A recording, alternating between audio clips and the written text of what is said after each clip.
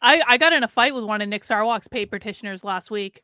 I got the whole thing on tape. I did, because so Nick Sarwark is such a bitch that he's running candidates against Jeremy and I in New Hampshire, and they're out right now collecting signatures. And so like we have a group where we're like spotted at the Bedford Market Basket, and I just happened to be driving by the Bedford Market Basket, so I like pulled in and I like went up and I started talking to him. I was like, "Are you a paid petitioner?" He's like starts telling me this whole story about like Nevada, and I'm like, "But you're in New Hampshire. Like, why are we talking about Nevada right now? Are you paid to be here?" I was just like playing dumb. I was totally incognito. I had a hat on and everything, my hair up under it, and he had no idea who I was. And so I was just like roping this guy in for like 15 minutes until he finally is like, "Do you want to take out your phone and video me?" And I was like, "Yes, I do."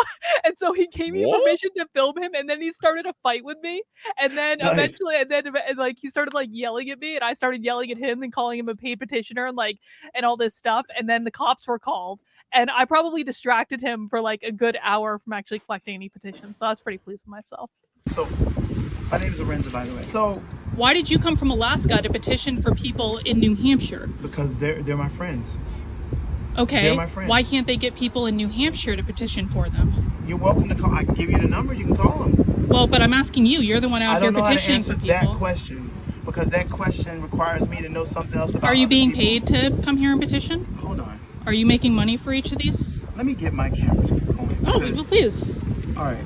Please do. Okay. Do you guys have permission to be at Market Basket? Because it's my understanding that the other libertarian group finished up petitioning, and they called Market Basket to let them know. You're definitely with them. It's as though you guys don't even know who the other libertarian candidate is, isn't it? No. It's as though, do you even know the name of the other libertarian candidate? Look, I want to help you as much as you're helping me. Do you know the name of the other libertarian candidate that you are here from Alaska? Yes, she does. Yep. Do you know the name of the other libertarian? Give me just a minute. Do you know what the other libertarian candidate looks like? What's going on? He's from Alaska, paid petitioner for people that are out of state. Kevin Kahn just moved here from Ohio. Kevin Kahn just moved here from Ohio. Did Kevin Kahn just move here from Ohio? I'm trying to help you, but what you're doing is wrong. Do you know the other libertarian running for governor? What you're doing is wrong. What's the name of the other libertarian running for governor? What you're doing is wrong. What's the name of the other libertarian? Did you know? And you're doing this? Did you know? You're lying to people about my situation? Did you know? Did you know that some of these people No, you did. I'm not lying. You said you're from Alaska. No, you were paid to come here to petition for a guy named Kevin Kahn and some other people. And Kevin Kahn just moved here from Ohio. You didn't give me a chance to even answer the question. Just moved here from Ohio. Did he or did he not? I'm trying to help you, and before I can even answer your question, you're doing this. Let's start off with a simple question then. I'm not going to start out with nothing. What is the libertarian governor nominee's name? I'm not going to start. Do you know? I am not. So here's the deal. I'm trying to help you. I'm trying to answer your questions. But now I gave you the ability to talk to me with the video. Yeah, you did, didn't you? You gave me permission to video you. Nice. Boy, it's really getting politics is dirty in New Hampshire. Man, they slow down at the grocery store. Oh my God. You know what the funniest thing is? So Nick Sarwark always likes to accuse the Mises Caucus of like bussing in like Republicans to like the Pennsylvania convention and all that. This guy, we found out, this guy that Nick paid to come to New Hampshire is a registered Republican. Wow. So he's literally the one flying registered Republicans to New Hampshire. So I guess this brings us back to kind of like an elephant in the room. But so do you really think that this is what triggered that? Because apparently this is what I heard. I heard that video got posted, and then immediately afterwards comes this Twitter blast about you. No. Well, no, I mean, okay, so the first thing people need to know is like conservatives have been trying to cancel me for over a year now, since June of 2021, because they're pissed off that I didn't join their little movement after I left the left. And they like, you guys can understand, I was the conservative darling for like 15 minutes. They made a PragerU video about me. Like I was on all the shows, I did all this stuff, but I never joined their, Really? oh yeah, big time. Oh yeah. And so like, and so they were really pissed off actually when I came and joined the libertarians, and they've been trying to cancel me every couple of months ever since. And so no, I don't think this thing on Twitter happened as a result of that.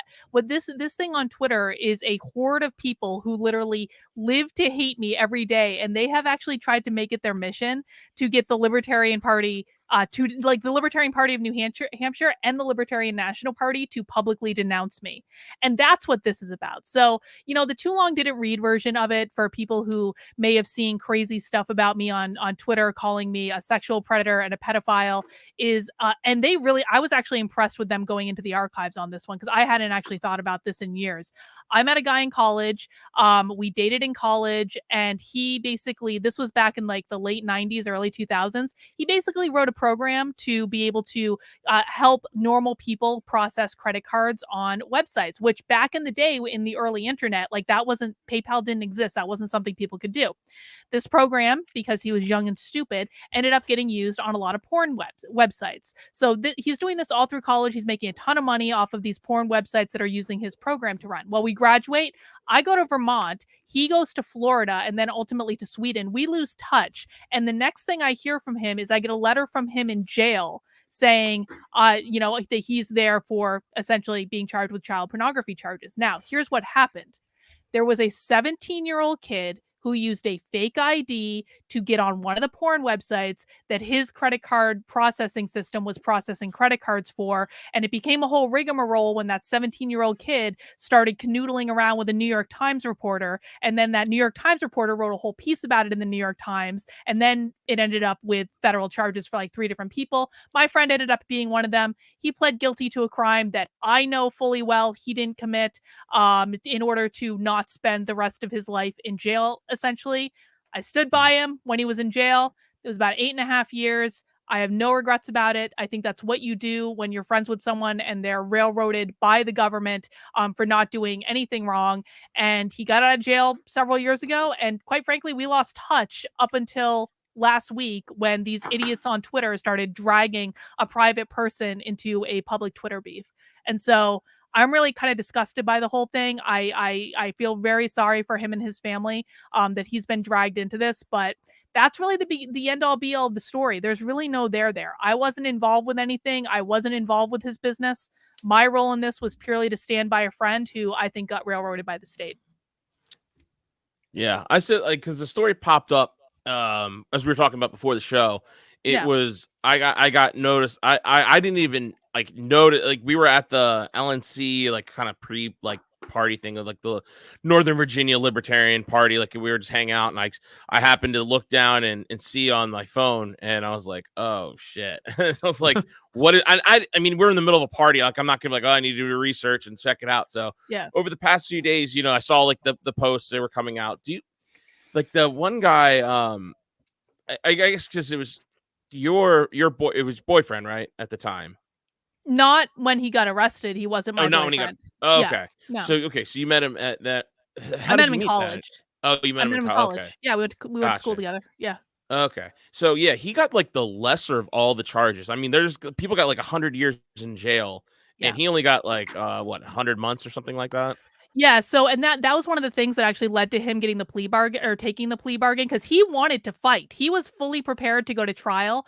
The problem is his lawyers had focus grouped out like potential juries, and they basically found out that he had like an 80% chance of getting convicted based on the jury selection pool that they had. Because if he had been tried in Boston where he should have been tried, it would have been no problem. He would have been acquitted. But they flew him to Virginia because state is going to state. Yep. Yeah, and so essentially, what had happened is the first guy, and I never even knew the first guy at all. The first guy went to trial, pleaded not guilty, lost, ended up getting sentenced to 150 years in prison. Which I don't know that guy, so I don't know anything about that. Whatever. But my friend saw that and was like, I've got an 80% chance of conviction. If I go to trial, I would spend the rest of my life in jail. The government offered him a plea deal where if he pled guilty to things he didn't do, the sentencing was going to be between 8 years and 10 years or something like that. So it was actually a really unique plea deal where the judge had a very specific parameter of what he could actually be sentenced to. And that's why he ended up taking it. And he spent a lot of time in jail for a crime he didn't commit. But it would have been better than going to jail for the rest of his life. Yeah. And I saw this thing on like Eastern Virginia, and I was like, did that also land him on a registry? Oh, Sorry. yeah, it did. Yeah, it did. Yeah. Yeah. Damn. But I mean, but the sad part is he's doing great. He's got an amazing job. Like he's doing really well, and it was just trying to move on. And his job knew about all this stuff, I'm pretty sure.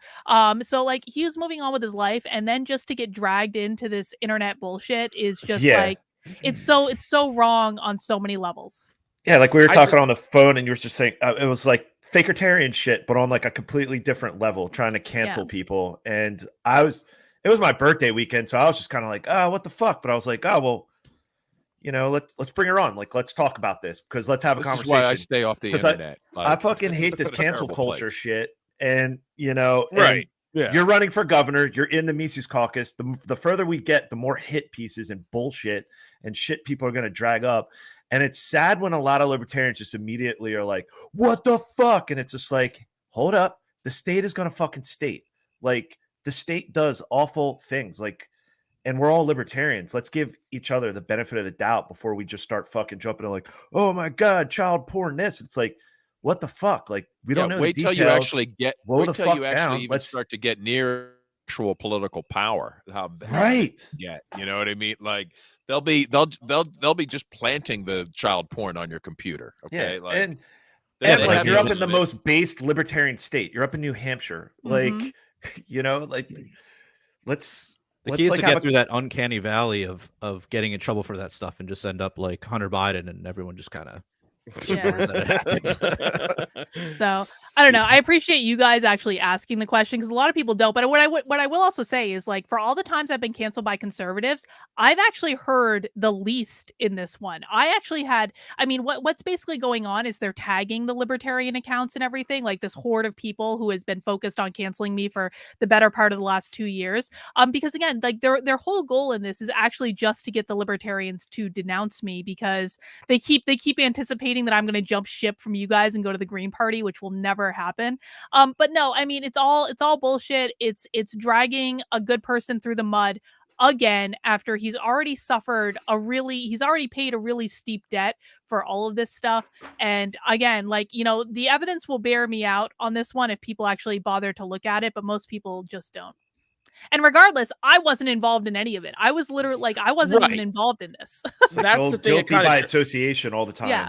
The original tweet, ask them to focus on your personal scandals and not drag your friends into it. Okay. But that was the kind of the bullshit thing that I saw that it said literally like the first tweet, it was like, you know, Carlin, known sex offender or whatever, or something like that. I'm like, wait a minute, known? Like, what do you mean known? I did not know that. Like, why are you just making assertions? And the evidence of it was like there's like one screenshot of a message like during like I guess it was like a Twitter exchange that really had no like anything to it. I really got bothered by that, like, because this is what people do. They just say things.